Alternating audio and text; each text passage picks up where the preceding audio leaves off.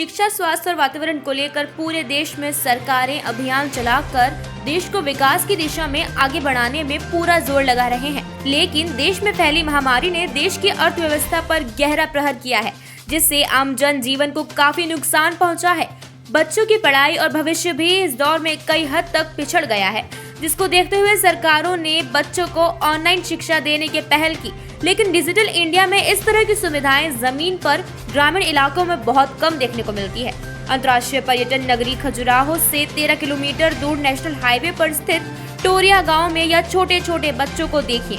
बच्चे कितने ध्यान और लगन से पढ़ाई कर रहे हैं। यह कोई प्राइवेट स्कूल नहीं है और ना ही कोई संस्था। दरअसल सरकार के उद्देश्यों को आगे बढ़ाने के उद्देश्य से बिना किसी सपोर्ट के आगे बढ़ाते नीतू की यह पाठशाला है। यहाँ बच्चों के भविष्य को संवारने और उनके मानसिक विकास को तेजी से बढ़ाने का काम किया जा रहा है। नीतू की इस पाठशाला में करीब 3 गांव के बच्चों को हिंदी, इंग्लिश और कई तरह की एक्टिविटीज कराया जाता है। यहाँ बच्चों के भविष्य को संवारने और उनके मानसिक विकास को तेजी से बढ़ाने का काम किया जा रहा है।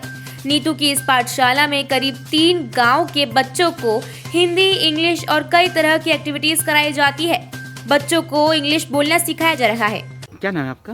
जी, उत्कर्ष पाठक। उत्कर्ष जी, ये बहुत कहीं ना कहीं आप लोग कर रहे हैं, अच्छी बात है, कोई सपोर्ट नहीं है, क्या कहना चाहेंगे? मैं तो यही कहना चाहता हूँ कि दीदी जितना अच्छा काम कर रही हैं उतना अच्छा शायद सबको यही करना चाहिए। अगर कोई कर सकता है बिना पैसे में, गरीब बच्चे हैं फिर भी अपनी तरफ से सब कुछ लगाकर, मैं भी, दीदी ने ही हमको बुलाया है और पूरा सहयोग दे रहा हूँ मैं, लेकिन देता हूँ रुपए, लेकिन दीदी हर बच्चों को फ्री में मुफ्त शिक्षा दे रही हैं। ठंडियों अच्छा, में आपको सैलरी? हाँ, खुद ही मेरे को दीदी की तरफ से सैलरी मिलती है। अच्छा। और अभी मैंने देखा था कि ठंडियों में दीदी ने बच्चों को सूटर वूटर भी दिए थे। बहुत ही अच्छा काम कर रही हैं और सब बच्चों को शिक्षा मिल रही है। मेरे लिए यही बहुत बड़ी बात है कि मैं भी उनके कार्य में सहयोग दे रहा हूँ। तो जैसे क्षेत्र में सरकारी स्कूलों में जिस तरीके से देखा जाए पढ़ाई नहीं होती? हाँ, वो तो अभी देख रहे हैं यहाँ की कोरोना के कारण स्कूल बंद भी हैं। हाँ। हम लेकिन पूरी व्यवस्थाएं देख रहे हैं कि सब बच्चों को उचित मार्गदर्शन मिल सके और उचित शिक्षा मिल सके। मेरा नाम नीतू दैया है।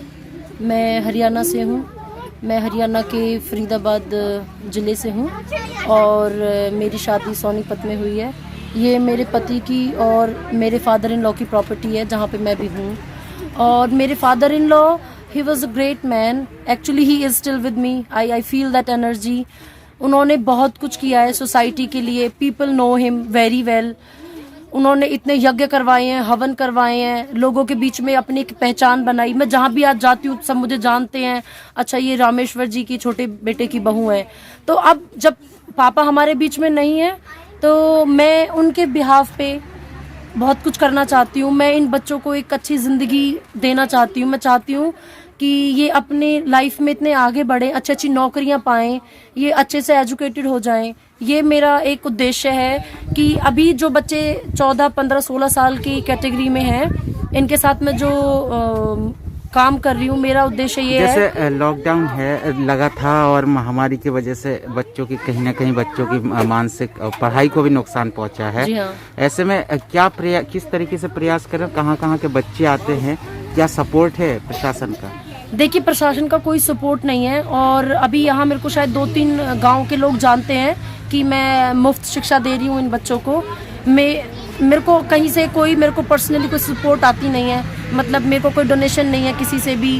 मैं जो भी मेरे पास है, जो भी मेरी मनी मेरी पॉकेट अलाउ करती है, मैं वो मनी इन बच्चों के साथ अपना लगा देती हूँ। जैसे कुछ प्लांट्स खरीद के इनको प्लांटेशन करवा दिया। इनको प्लांट्स की मैंने इम्पोर्टेंस बताई है, एनवायरनमेंट की इम्पोर्टेंस बताई है कि हम एनवायरनमेंट को कैसे हेल्दी रख सकते हैं।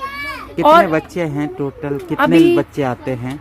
अभी मेरे पास हाल फिलहाल में 70 to 80 किड्स आते हैं डेली। तो इतने बच्चों को संभालने के लिए आप अकेला कैसे करते हैं?